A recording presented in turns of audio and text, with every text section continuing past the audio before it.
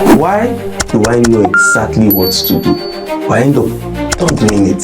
You start with little things. We want to be disciplined and want to follow through with big things when we have not learned to start with the small things. Things you do in the first 5 minutes.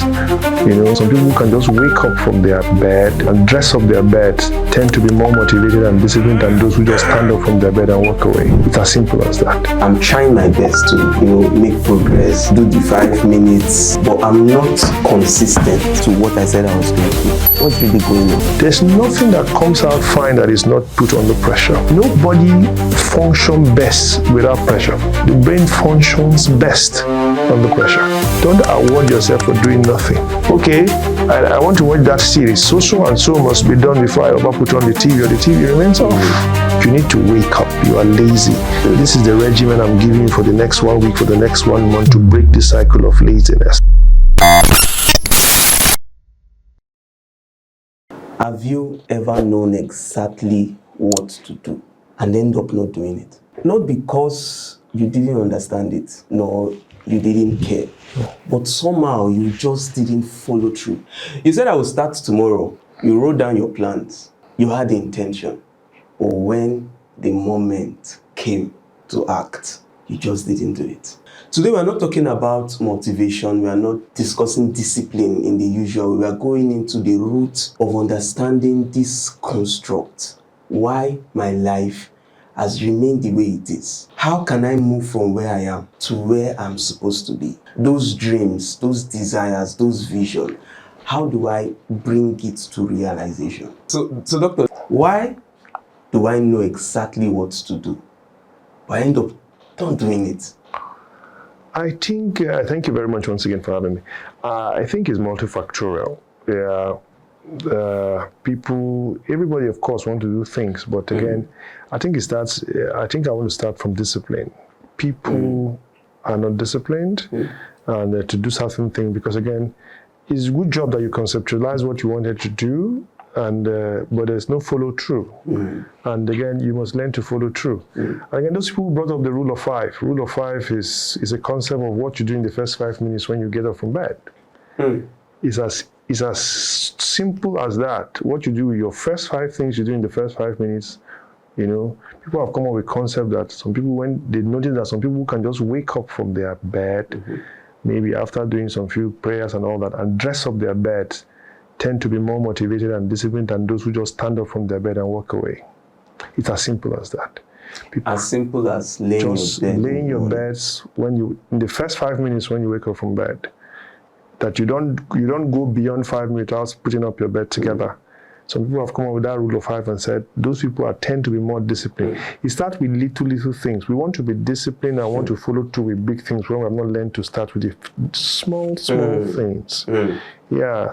Just saying, doing the basic little things. I think if we start from those little things, we can graduate to bigger things. But we want to follow through with bigger things when we have not learned to follow through with smaller things.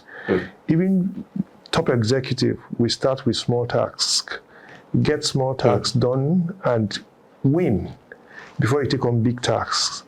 It's just like saying that somebody who has not learned to pay tithe for 500 naira wants to pay tithe of 5 million. It doesn't work.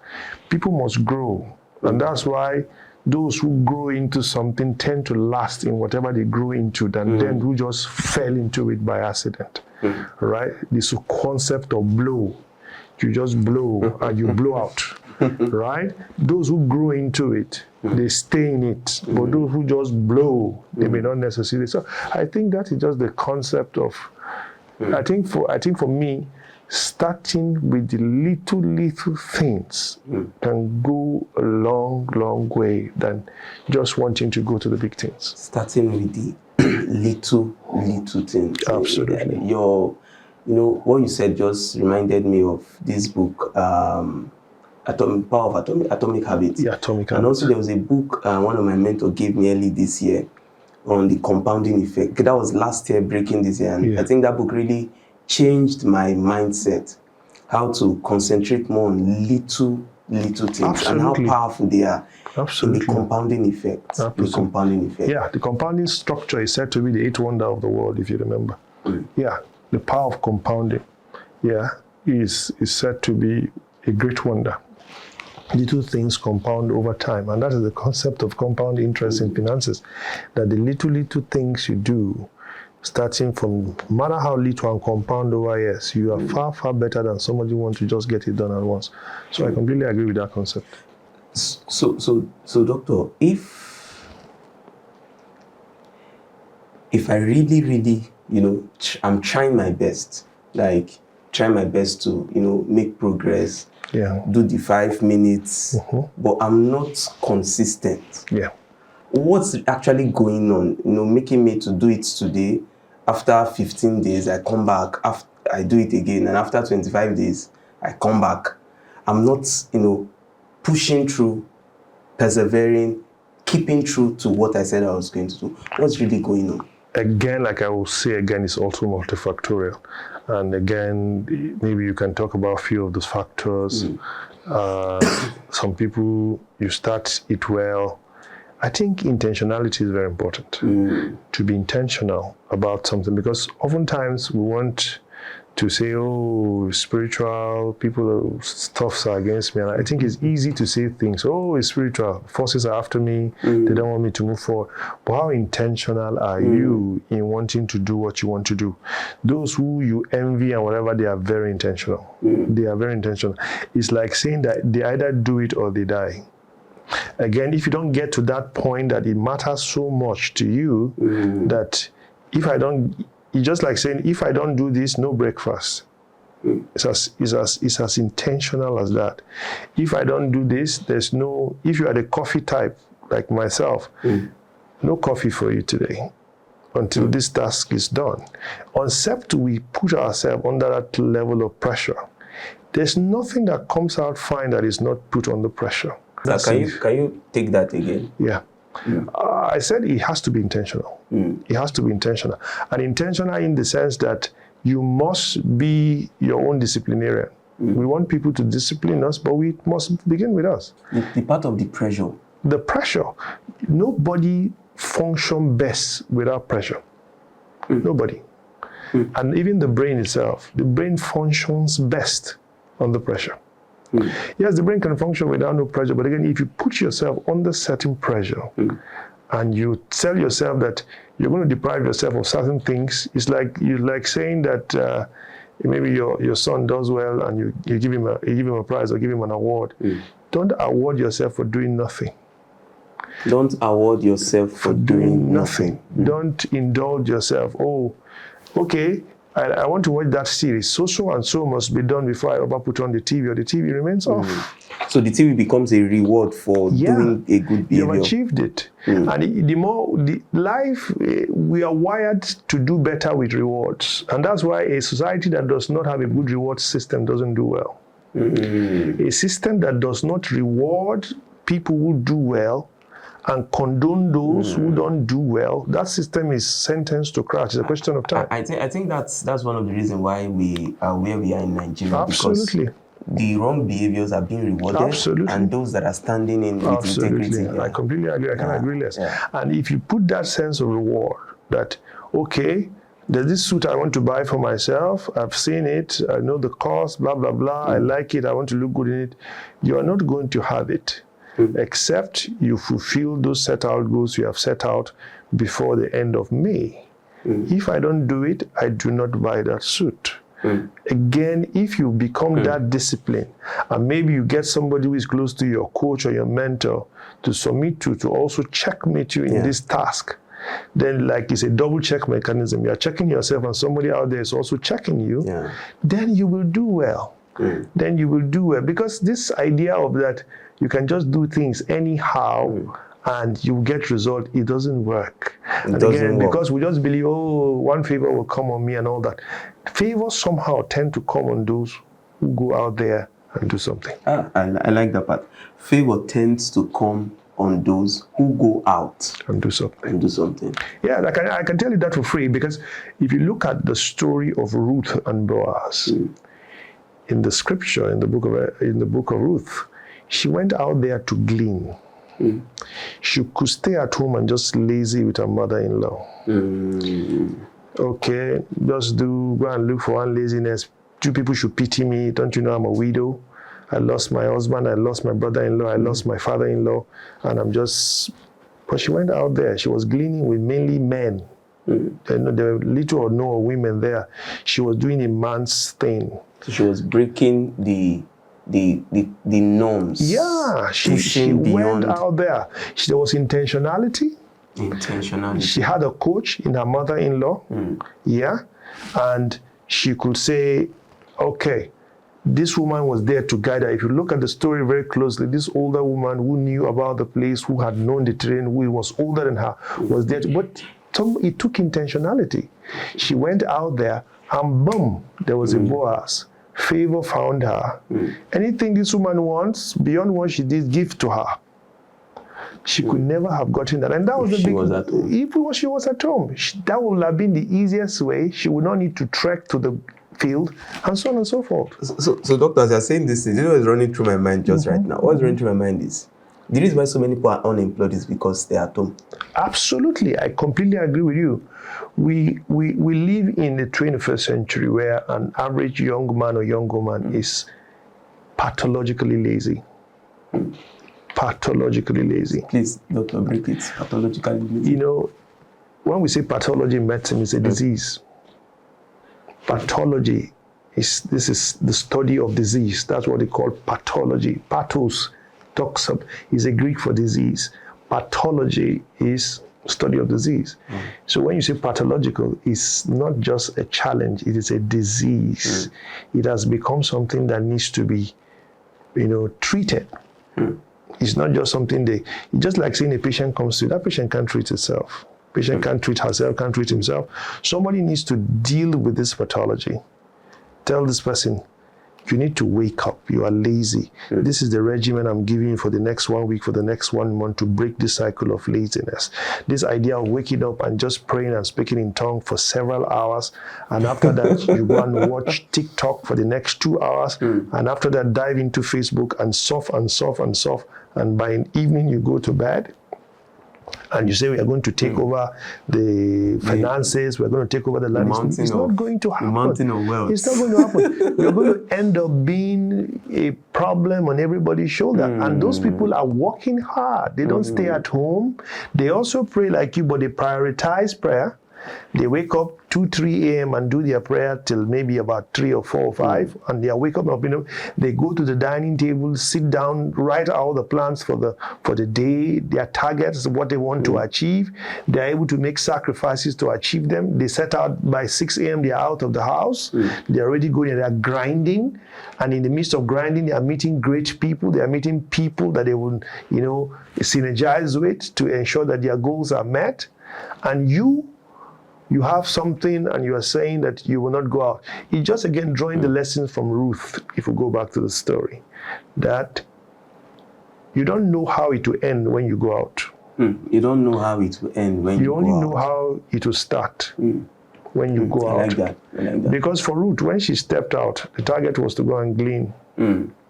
She didn't know that in a question of time, she was going to become the wife of one of the most richest men in the city. She was going to become, going forward, the great-great-grandmother of the Savior. Just by taking a step. Going out. That's just it. So when we take steps, we can only judge that step when we are taking it. But how it takes you and where it takes you, you can never judge it. So how do I take that step? Because sometimes people have that issue of even starting in the first place. Yeah. It's called the challenge of inertia. Inertia, of course, the Newton's first law of motion says the body will continue in a state of rest or uniform motion except an external force is applied. Yeah. We have this paralysis of inertia. We don't have drive. And again, it can go to the brain. Some people naturally, because of the one brain challenge or the other, and naturally, of course, maybe personality. Some personalities tend to have better drive than some. But these things can be built. No matter what you are not, you can be built. Again, maybe it takes some level. I tell you a story. I was in Form 4, what you would call SS1, several years ago. And I was having challenges with mathematics. Somehow, my dad was good in maths. He ended up an accountant. So somehow you could say perhaps where I come from, they do well in maths. So And I met this young man who seemed to be doing well in maths in the class at the time. Tokumbo was his name at the time, and guy was a believer at the time. We were not. And I went to meet him to teach me, and he said, I'm not going to teach you. Why am I wasting time on people who don't want to hear about Christ? He said it. Absolutely. So I felt sad.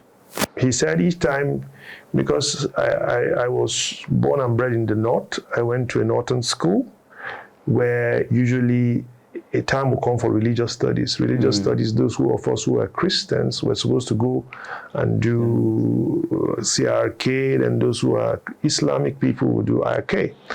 And because sometimes our CRK teacher will not come, we saw it as an avenue to go and play football. Of course. And the young man thought that it's an avenue for me to teach you guys some Bible stuff, because I know some Bible stuff which you guys don't know. And again, we didn't want to have time for him because we felt it was an extra time outside break time to play football. And this was me having a problem, and I went to meet the pastor whom I refused to listen to. And again, he felt that that was his time to have his pound of flesh. And he told me to my face, I'm not going to teach you because you refuse to come and listen to the Bible from me. So it was like tit for tat. Well, he didn't make me humble to go and learn under him and listen to the Bible. But this experience happened. I go home that day from school like every other day. They gave me food. I remember that day. I can't forget. It was yam. And I refused to eat. I wouldn't eat. In other words, I told myself, if you don't learn this, you shouldn't be entitled to food. Wow. I was young. I was just a teenager. Wow. I went and I was looking for every book I can find. And I found one old mathematics textbook in the drawer of my uncle, who was doing at A-level at the time. And I grabbed it. I told my father nothing. I told my mom nothing. I told nobody nothing. And I went to the table and sat down. And I was looking at that thing, and I punished myself for the next couple of days. I will come until I finished doing some part of that thing. I didn't eat the food. And it happened the next day. I'll come back. They'll give me food. I'll say, okay, I'm coming. I'll go and do the book. No supervisor. I was just doing that grinding. Well, to cut the long story short, fast forward, I was eventually going to leave that school because I was going to another federal school. But I had the opportunity to write an exam once more with them before leaving that school. Mathematics exam came. Of course, everybody expects Tokumbo to be the best student in the class because he was obviously the best. And very tough mathematics exam. But I had seen some questions in that old textbook of my uncle. I have learned to solve it. I have learned to get around it. By the time the results were out, Tokumbo scored 68%. I scored 70. Wow. And I became the new king of mathematics in the class. Unfortunately, I couldn't stay for my kingship. I had to leave for another school. But it tells you, and immediately that mentality was built in me. It told me something. I can do this. I have this. So when I went to my new school, which was a federal science college at the time, I ended up as arguably one of the best mathematics students. I was teaching people. I don't even write. I would just look at it with my two eyeballs, and I would do the maths in my head. I don't write on the paper. And I'll say the answer is C. They will go to the back and check it. They said, how did you know? At that time, I had punished the brain so well that the brain had learned to process things even without writing. It tells you how the brain can do well when we condition it to do. We have not explored as much of the brain. I was going to go ahead to become a neurosurgeon in the future. And I started learning what I was doing to my brain at that time to develop it. Somebody who was scoring 20-something now ended up scoring 70-something in the same class, simply because, and again, most parents can identify, most parents can identify with this, because sometimes children are not doing too well, then you get them some tutors and all that, and you put them under pressure. You put them away from cartoons, you put them under pressure. You know, as if you hate them. Okay, Junior, there's no cartoon this week. Teacher is going to be on your neck. I'm sorry about that. But I want to assure you If you can do better, this, that, we're going to go out, I'm going to buy you some stuff and all that. The reward system. The reward. Then junior now, just like scripture, when scripture says, for the joy that was set before him, he endured the cross. The children can now sit down, be put under pressure. And that is why parents who don't want their children put under pressure, their children will go on in life to put them under pressure. Sir, please take that again. Parents who don't like people putting their children under pressure, or who don't like their children to put them under pressure, it's a question of time. Those children will grow up to put them under pressure. Doctor, talking about children, before we started this conversation, you said something about 90% of the brain of a child is developed between 1 to 2 years. And I'm wondering, maybe you want to, break it down and know how parents, maybe tell parents how we can, tell me, not just parents, because I have a small boy, he's just 1 year plus, and he's already close to 2. My next generation will be 2. So what should I do, sir, now to put my son under pressure to get the best potentials? Thank you very much. Again, you're right. For us as neuroscientists, neurosurgeons, neurologists, and all that pediatric neurologists, we know that the brain development is very key to how, cognitive functions develop over time. And we know that by the age of 2, they're about 75 to 80% will have developed, and by the age of 5, 90% of the brain has fully developed. So it tells you that whatever is happening, and that's time when children come with us with congenital diseases, challenges, hydrocephalus and all that, we want to treat it on time, because we know that time here is money for the brain. And what I want to tell, first and foremost, that's why every doctor does not like the idea of women who want to labor forever in the name of being Hebrew women. We don't buy that concept, because I'm a neurosurgeon, I'm a doctor, I'm a pastor. I believe in faith. I believe that there's nothing God cannot do. But God has also positioned doctors to help as well. The Bible says, "There no physician for the health of my people." The Bible does not go against physicians. So this concept of 3 days, 2 days, I was in labor, is not a good testimony. Because what we are simply doing, in literal sense, is cooking these children's brain.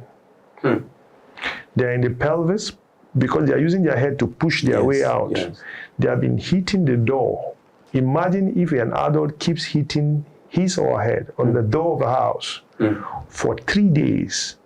Imagine the kind of headache, the kind of discomfort that adult will have. That's what that child has been doing for the last 3 days. And that's why we say no. Go and have a CS and bring that baby out. The outcome neurologically of that child's brain is enhanced by you preventing him from doing that. And I tell people, I have three wonderful children. They were all delivered by cesarean section. I'm a pastor. It's not as if I didn't have faith. It's not like it's sin or something. No, I'm giving them the best, because I have children today who have cerebral palsy, who have HIES, hypoxic ischemic encephalopathy, that we are treating and all that. And the problem with brain, there are a group of cells in medicine we call the permanent cells. We have 3 types of cells generally in the body. One group forms the labile cells. The labile cells is like your buccal mucosa, your mouth. The more it peels off, the more it will be replaced. That's why if you have a cut in your lip, before you say Jack Robinson, it is healed. If you have a cut in your tongue, before you know it will heal. Because they are called labile cells. They replace themselves. This skin is always peeling off and being replaced. So you never even get to know, because they are labile cells. Then we have what we call the stable cells. Cells like perhaps maybe the liver. They do not regenerate as fast as your buccal mucosa, but they replace. But we now have the third one, which my group of patients fall into. It's called the stable cells. The stable cells, once they die, they don't replace themselves. They don't regenerate. Unfortunately, the brain and the spinal cord falls into that category. And that's why you see people with stroke. Once they have it, they carry that sequelae for almost for the rest of their lives. Because that part that was injured doesn't replace itself. So again, some of these injuries we do to those children while giving birth to them can't No matter how you come to us and we do all the gymnastics, we are just trying to just achieve no matter how little. But we cannot, because they are still their permanent selves. They cannot replace. So parents must know this. Whatever we do to that child as the child grows is very important. It's very important their development. Whatever we put in them, the mentality we create in them, the picture we give it to them, the outlook we give to them, the discipline, the mannerism that we put into them in those times, they are storing it in their brain. Of course, the brain is like a computer. He had a hard drive. Again, they are storing this thing over time, and that's what you go up to develop with. And that's why sometimes, if you look at these guys who were born in very influential places, they have some outlook of life that generally other children don't have, because they were exposed to those things, and it's registered in their brain. Because again, what we register in our brains, what we register in our subconscious is very, very important. And again, when we put that picture and we can walk towards the picture we are putting in our brains, it helps a lot on how we turned out to be eventually. So I think we need to do a lot with the young generation in how we mentor them and but we must also learn that we need some level of pressure to bring out the best. Pressure. So that means some children are already at disadvantage. Absolutely. By the result of the ignorance of their parents. Yeah. Moving in quotes, faith that they will deliver through the normal process. I personally, I had that notion that I will not give birth, my wife will not give birth through CS. But I remember, I think it was you I was conversing with at some point. My mind started opening to some certain possibilities, and not seeing this as against God's word or against His principles.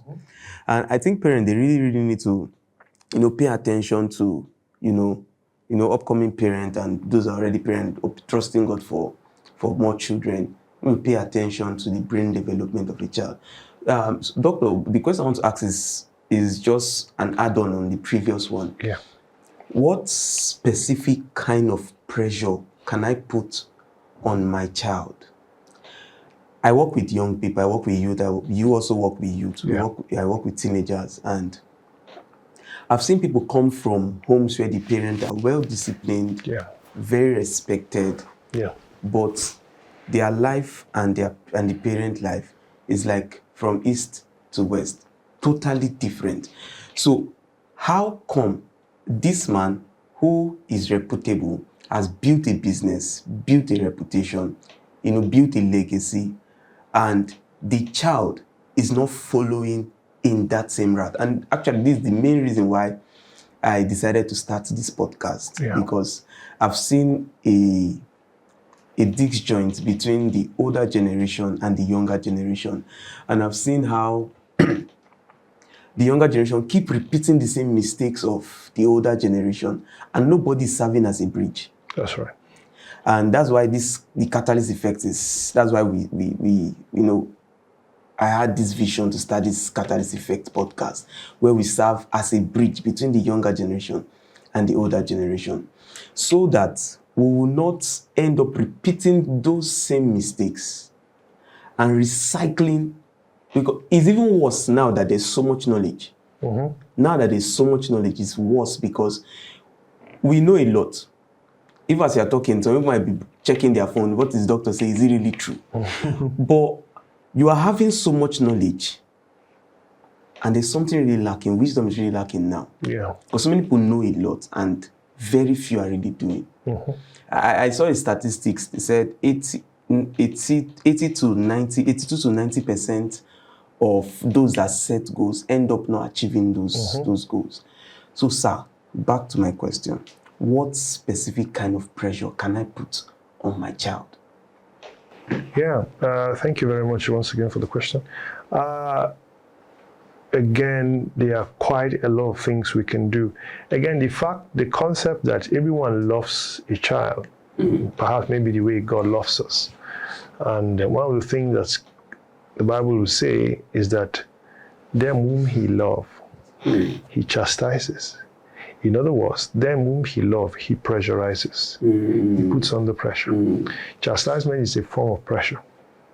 I will get you, I will do this to you until you do this. And again, we must not love our children or our wards, either biological or spiritual, that we're not ready to chastise. We're not ready to correct in love.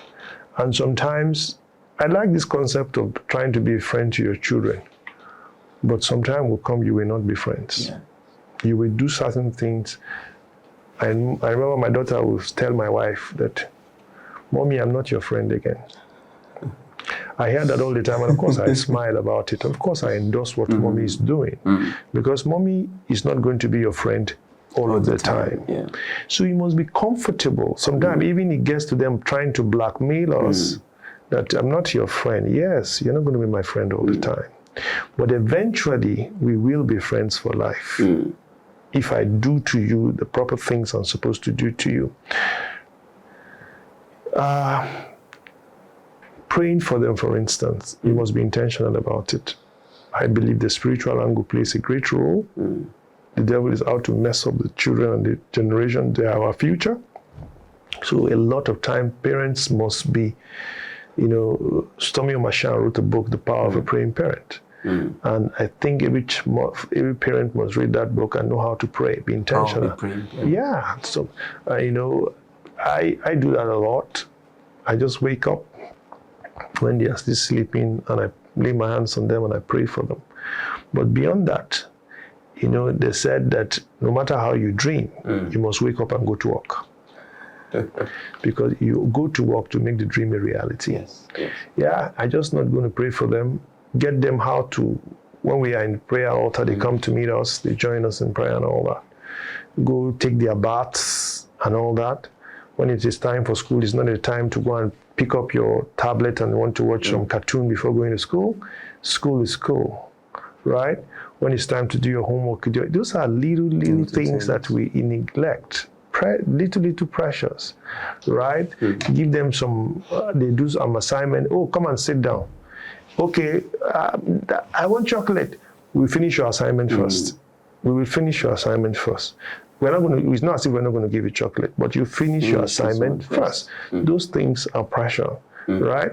So you put all those things, okay, and just get them to start to be disciplined at that point, such that somebody gives you something and you didn't say thank you, and I say, what do you say? You didn't say thank you. I'm going to withdraw that gift from your hand. Yes, and you're going to cry, throw your tantrum, but if you don't say thank you, all gifts that will be dropped in your hand will be removed from your hand. It's called pressure. That pressure tends to make you a very well-behaved child when you grow up. So parents must be, I think parenting must be intentional. Very intentional. And again, protecting these children from the vices that we have in this generation. We have a generation that is very exposed to technology, very exposed to social media, so that when they're in their teenage years, you have to be very involved in their lives. If your daughter, for instance, is in social media, even if you are not social media savvy, you must be on social media. Intentionality. You must be intentional. Be in social media. What's happening in that space? What are they doing? For instance, you have a teenage girl who is putting up a post and you don't look through the post. Don't go through their status. Every other person looks through their status except you. Even if it means using a number that she doesn't know. So that because sometimes they can unfollow you. Paranoid. Yes, you have to be paranoid. You have to be paranoid. Very, very intentional.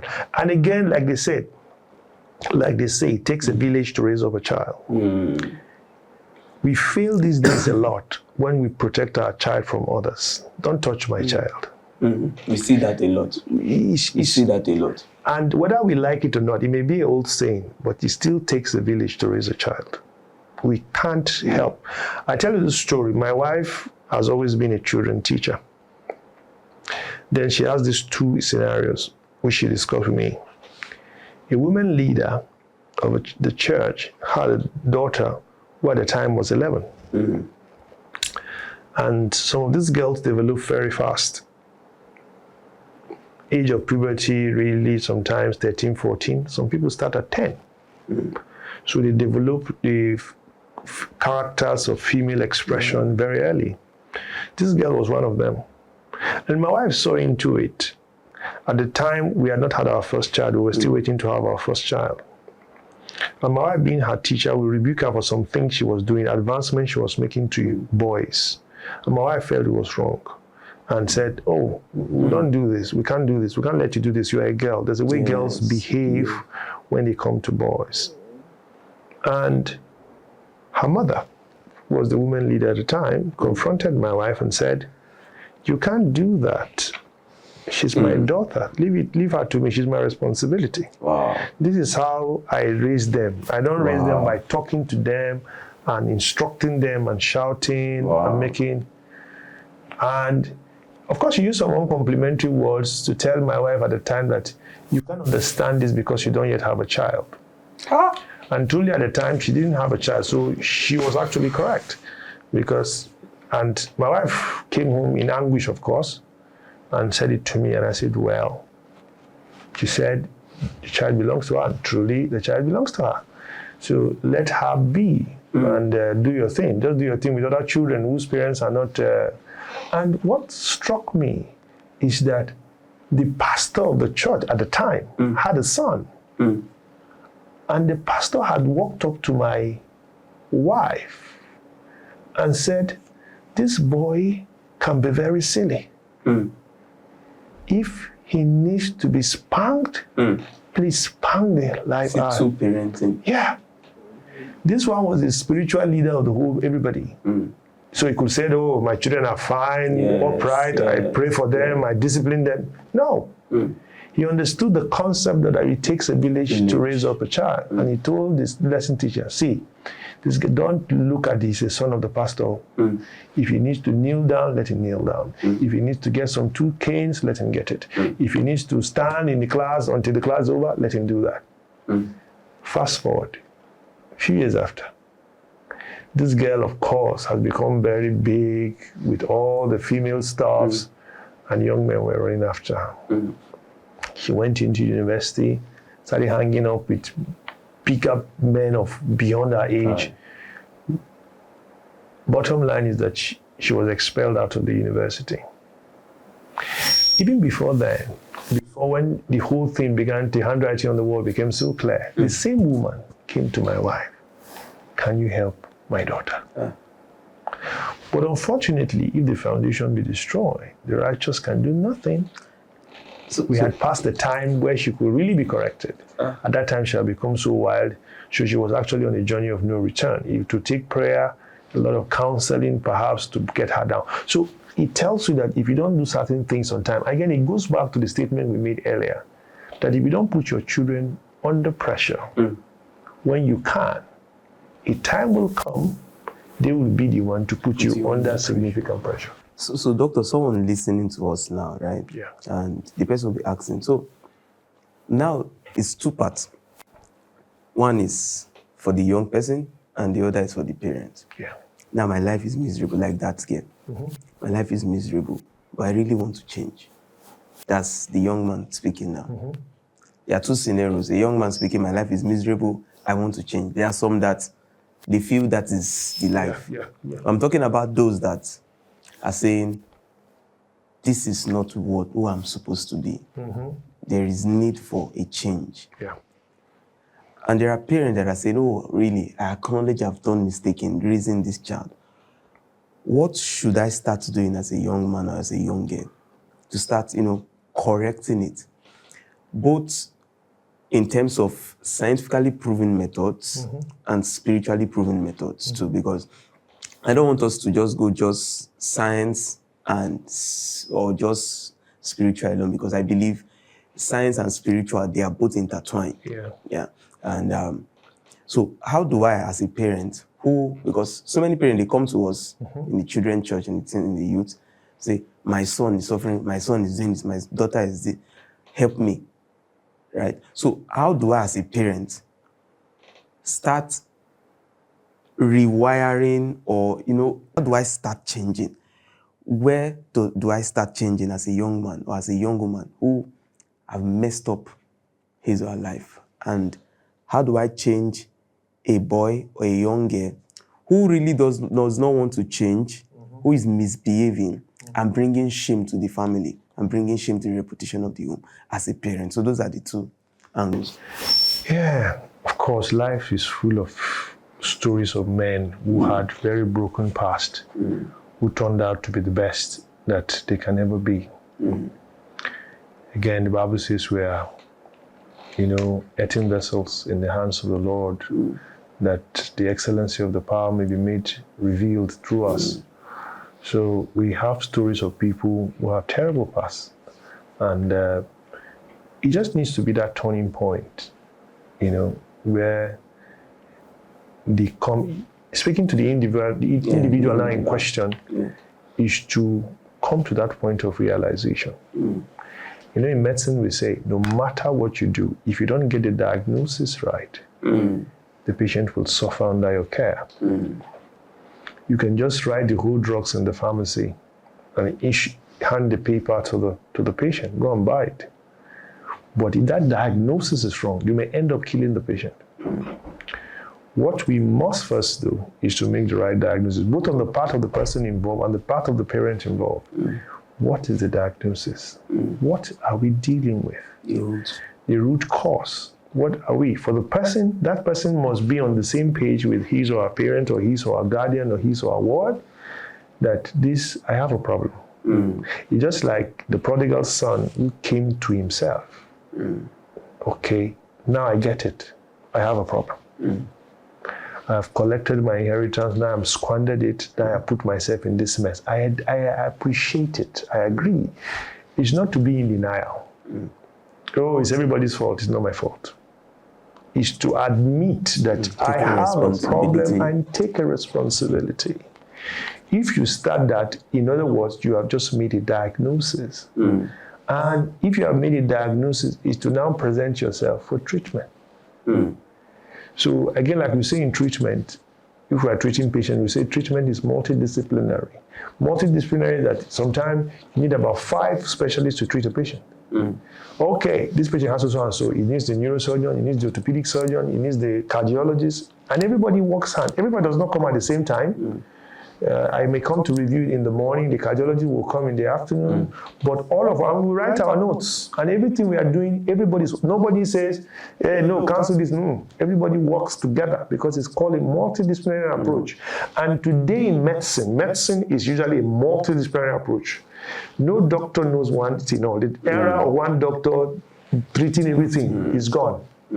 Because it's multidisciplinary. So that child must be subjected to what I call a multidisciplinary approach. Teachers will be involved. Parents will be involved. Therapists will be involved, depending on what the diagnosis is. But that it starts from the fact that we agree and we have come to the realization that there is a problem on ground. Because if we continue to deny that it's not there, both on the part of the person involved and the part of the person who supervises over that person, will not be able to make progress. But we have seen stories of people who went ahead to become fantastic, whose life turned out beautiful. In fact, oftentimes their life even turned out even better than people who didn't have those detours in their lives, because they were guided on the path that led to recovery. They were made to see themselves in a new light. They were made to see the person in themselves, which some of them never saw. And they now went on and they became intentional about life. And they got new company of people that will influence them positively. And again, those are what mentors and therapists will do. Bring you out of the cycle and put you in a cycle of influence that can, because again, your cycle of influence is very important. Because again, that's what we don't often talk about.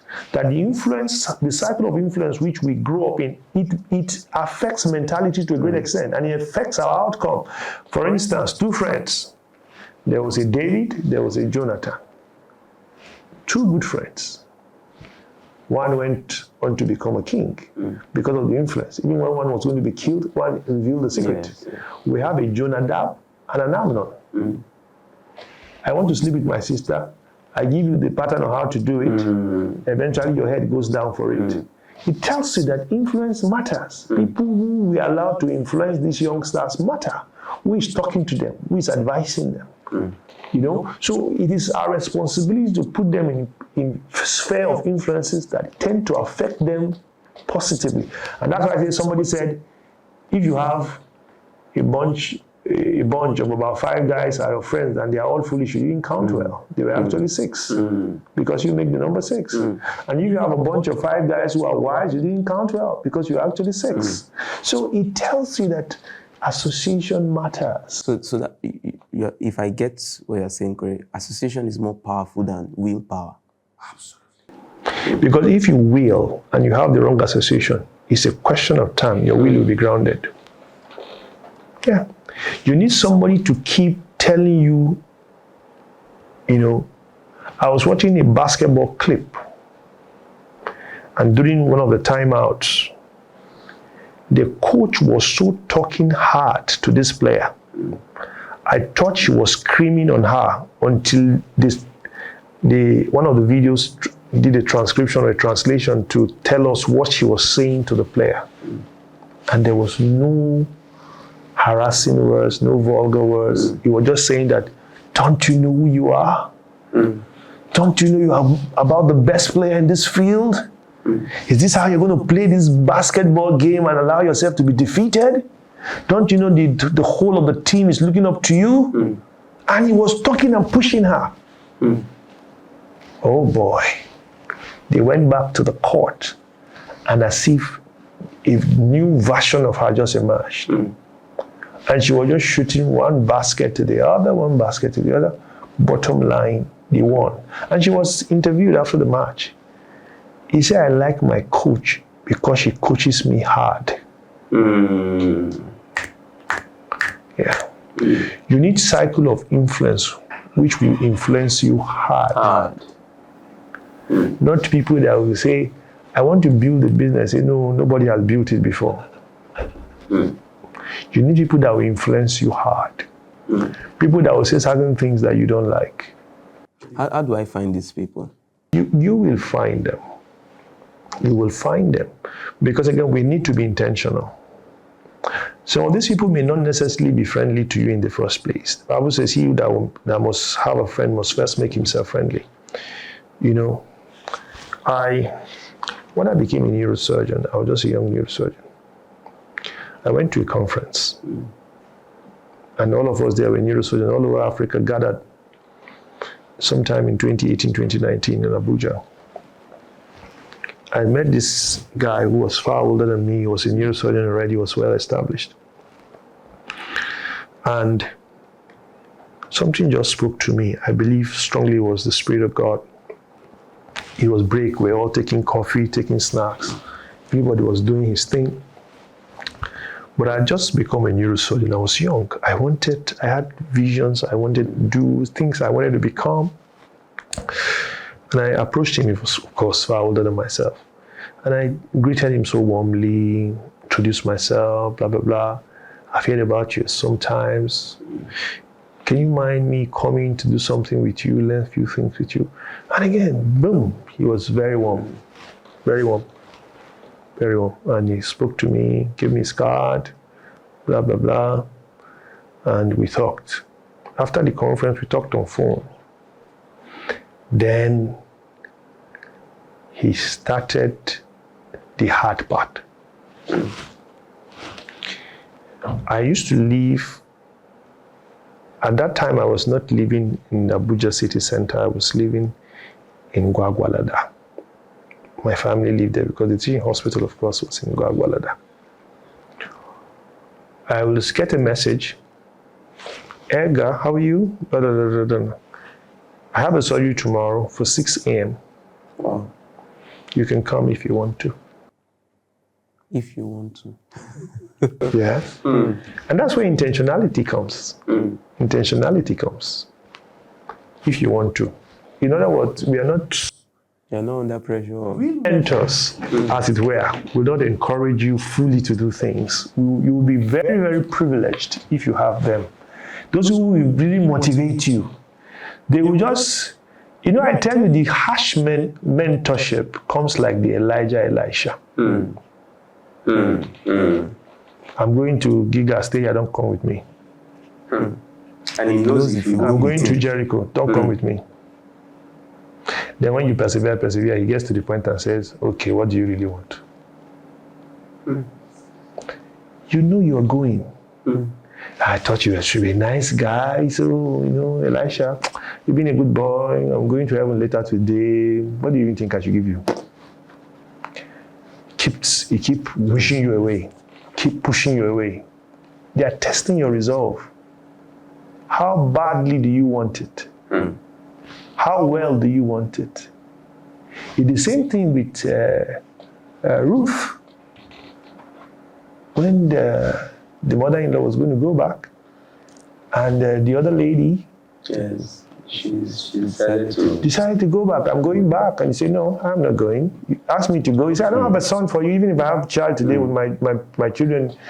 He said, Mama, your children, your God will be my God, your people will be my people. I'm going nowhere. And that's how mentees must, because mentees want to be pampered these days. But it's not going to work. This guy will send me messages the next day, and I'm supposed to drive 1 hour, 10 minutes to the venue from where I live.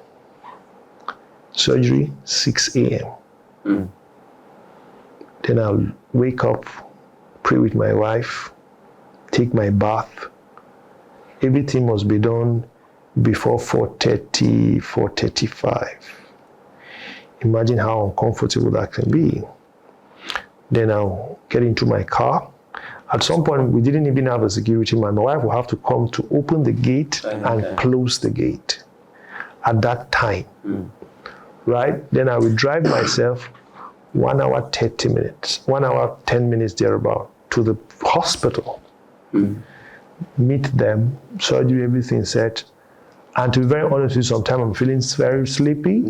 I'll have to just, sometimes I'll be, grinding my teeth, just to keep myself awake. Squeezing my skin, just to keep yourself awake. Then you do surgery, sometimes 3 hours, 4 hours, 6 hours. Then you're done, then you go back to your normal walk, right? I was telling a young man something. I said, somebody told me that, if you go to the guy, he's a private thing, he may just like you, and maybe he may not pay you anything because he's being paid for it, but he didn't pay me anything. He just said, all right, Ega, thanks for coming. We'll see you. Then I go to my car again, then I drive back. 1 hour, 10 minutes back, and all that. Then one day, after a while, because through mentorship, you are not there to get the person's hand. You are there to get the person's heart and his person. Because sometimes mentees want to get the person's hand. You don't need his hand. You need what he carries beyond his hand. If there's anything like Elisha, you must be the person who pours water on his hand. Right? Then after a while, take things from his hand. Wash his hand. Don't take things from his hand. He would one day come and tell you that, okay, I want to give you this. And that's what he did to me. He came and said, Ega, this is after how many months of working with him. He said, can I have your account details? And I said, where did this come from? Right. And I got home, I said, Dr. So and so, can you imagine what he said today? I said, no. He said, My wife said, but at that time I was already comfortable with it. I didn't come here, I came here to get who you were, not what you can give. And I continued that pattern for several months, learning, grinding. Sometimes when I go to the place and maybe the surgery is not starting early or night, I'll go to one corner and sleep for maybe 20, 30 minutes, sitting on one seat and just sleeping for a while. Then I'll come back. And I remember my wife sometimes would tell me, Pele, it's not, she's feeling bad that her husband is going through this, but she can't stop me. Again, you should love people not to stop them from becoming who God has ordained them to be. I really like that. Yeah. She loved me so much, and she knew I was really suffering. But she knew that this present suffering is not any worth to be compared with the glory which will be revealed. And she let me suffer. Right? And looking back now, some of the things I do today is a question of those pressures I was put on I was able to do well because these pressures were put on me. I think anybody under our watch, under our care, if we must get them to just go from talking, go from believing to doing, we must also midwife them through the pressure process such that we allow them to do those seemingly painful exercises that will bring out the gold in them going forward. But if we shield them from the so-called suffering, the Bible speaking of Jesus, he learned obedience through the things he suffered. We must let people do some level of suffering to become what God has in them to become.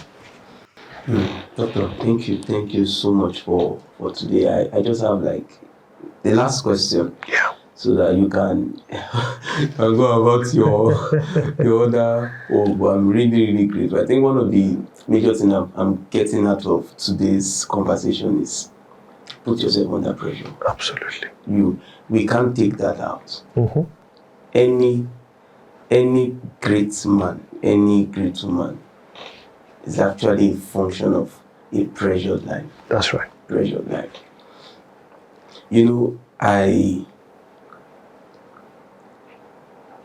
If there are 3 advice you will give to your younger self today to move from where he or she is to where he is supposed to be, what will those 3 things be? Wow. Very wonderful questions. Very beautiful question. One is to appreciate the family you came from. Yeah. Why do you say so, sir? Because as young people, when we're growing up, we never valued what family does for us. Especially when you come from families that don't have much. I grew up frying akara on the roadside with my mom. And sometimes the rain would come down, beat us so hard. My father was a struggling civil servant. And I remember each time I brought a list to my father of books to buy or whatever, the very little resources he was earning at the time, he would go and buy me those books. My mother saw canvas,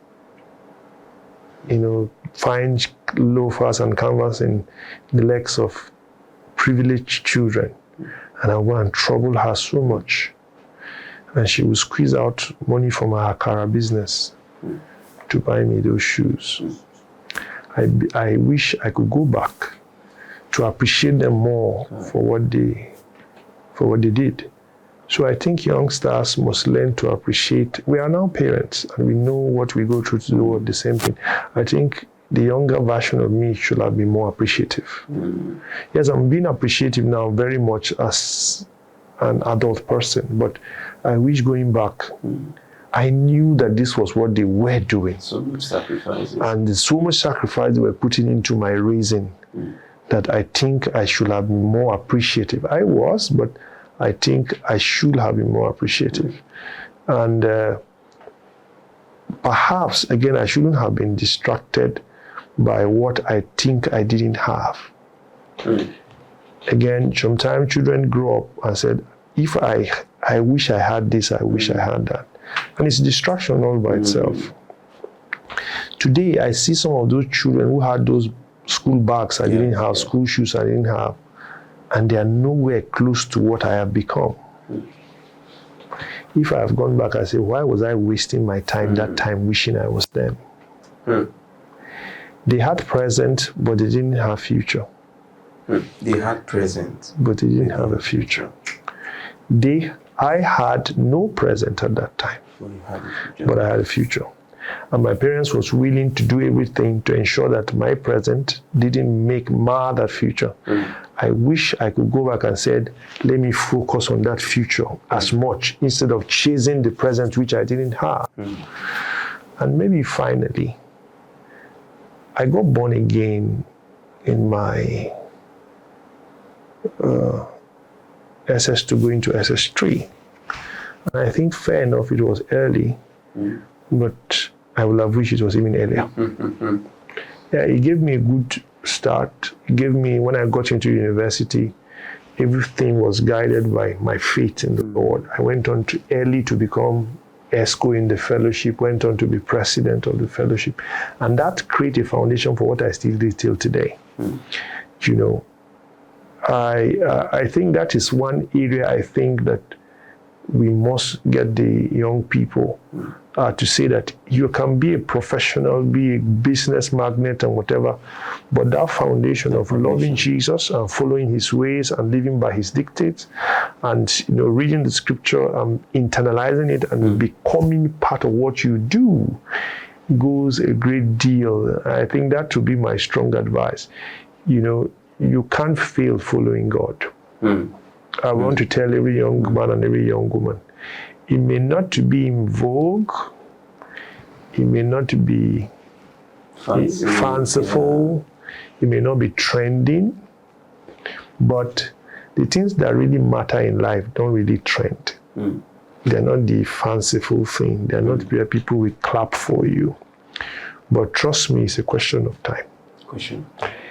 Whatever you have been doing, you know, the thing with what you do in the secret, it will show in the open is a question of time. If you have been one who reads very well, while you are prays very well, does things very well, no matter how you are pious in trying to hide it, it's a question of time. People will find you out, right? And not just find you out, I can tell you for free, you will be rewarded. I have gone through several things of life and all that, and today I see it being rewarded beyond my widest imagination. And I can only say that it was worth it. What a time. What a time. Thank you so much, Doctor. My pleasure. Thank you so much. My pleasure. I had so many other questions, but I really love the way I just wanted it to be natural. I really love the way the conversation, you know, moved on, you know.